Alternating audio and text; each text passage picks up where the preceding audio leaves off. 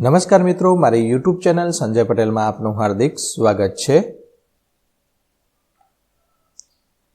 બાળમિત્રો, આજે આપણે ધોરણ 5 વિષય છે પર્યાવરણ આસપાસ, તેનો પાઠ 15, પાઠનું નામ છે ઠંડુ કે ગરમ। તેની સ્વ અધ્યયન પોથી જે ચાલુ વર્ષે નવી આવેલી છે તેનું સંપૂર્ણ સોલ્યુશન આજે આપણે આ વિડીયોની અંદર જોવાના છીએ।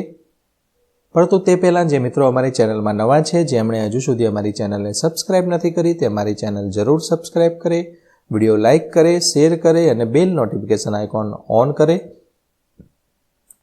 જેથી અમારા દરેક નવા વિડીયોની નોટિફિકેશન તમારા મોબાઈલની સ્ક્રીન પર મળી શકે।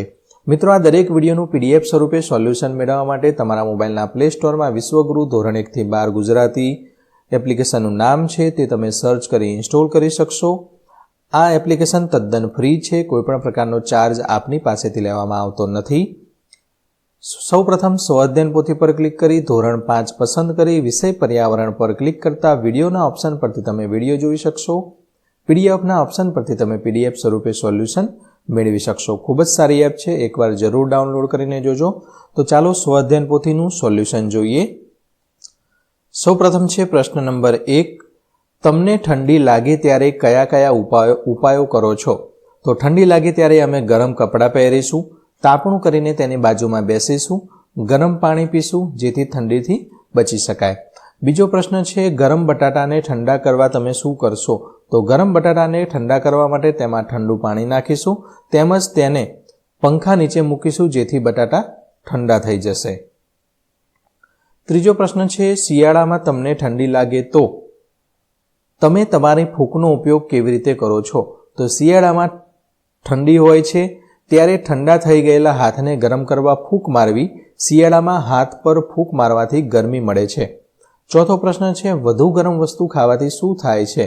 તો વધુ ગરમ વસ્તુ ખાવાથી જીભ દાઝી જાય છે, ગળામાં બળતરા થાય છે, જીભ પર પણ બળતરા થવા લાગે છે।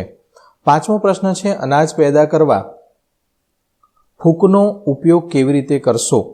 તો અવાજ પેદા કરવા માટે ફૂંક મારીને સીટી વગાડી શકાય છે, શંખ વગાડી શકાય છે, વાંસળી પણ વગાડી શકાય છે। બીજો પ્રશ્ન છે, તમે ફૂંકનો ઉપયોગ કયા કયા કામ કરવા માટે કરો છો? ઉદાહરણ તરીકે ચશ્મા સાફ કરવા માટે। તો હું નીચેના કામ કરવા માટે ફૂંકનો ઉપયોગ કરું છું: સીટી વગાડવા માટે, ભૂંગળા વડે ચૂલામાં અગ્નિ પેટાવવા માટે, કપડા પરની ધૂળ ઉડાડવા માટે, ચશ્માના કાચ સાફ કરવા માટે, કાગળની ફરકડી ફેરવવા માટે, ફુગ્ગો ફૂલાવવા માટે, મીણબત્તી બુઝાવવા માટે અને વાંસળી વગાડવા માટે। ત્રીજો પ્રશ્ન છે, ફૂંકના ઉપયોગથી વસ્તુને ગરમ કરવી કે ઠંડી પાડવી તેની યાદી બનાવો। તો અહીંયા વસ્તુને ગરમ કરવી તો શિયાળામાં હાથ ગરમ કરવા, રૂમાલને ગરમ કરી આંખ પર મૂકવો, કોલસાને ગરમ કરીને સળગાવવા માટે, ચૂલામાં લાકડાને સળગાવવા માટે। હવે વસ્તુને ઠંડી પાડવા માટે ગરમ બટાટાને ઠંડા કરવા, તો ગરમ ભજીયાને ઠંડા કરવા, ચાને ઠંડી પાડવા, દૂધને ઠંડુ કરવા, દાળને ઠંડી કરવા અને રોટલીને ઠંડી કરવા। પ્રશ્ન 4, નીચે આપેલા ચિત્રના આધારે ચકરડી બનાવો। તો અહીંયા આટલી વસ્તુની જરૂર પડશે, તેમાં પેન્સિલ છે, કાગળ છે, ટાંકણી છે, આટલી વસ્તુ તમારે લેવાનું છે। કાગળને આ રીતે બંને બાજુ બંને ખૂણા સામસામેના ખૂણાથી તમારે અહીંયા લાઇનિંગ દોરી દેવાની છે। ત્યારબાદ સરખા માપ લઈ અહીંયા 4 ટપકા કરવાના છે। 4 ટપકા કર્યા પછી અહીંયાથી આટલો ભાગ કાપવાનો છે। ત્યારબાદ એક ભાગ લેવાનો છે, આ ભાગ અહીંયા લગાવવાનો, આ ભાગ અહીંયા લગાવવાનો, એક ભાગ છોડવાનો અને એક ભાગ લેવાનો, આ ભાગ અહીંયા લગાવવાનો, એટલે આ રીતનું થશે।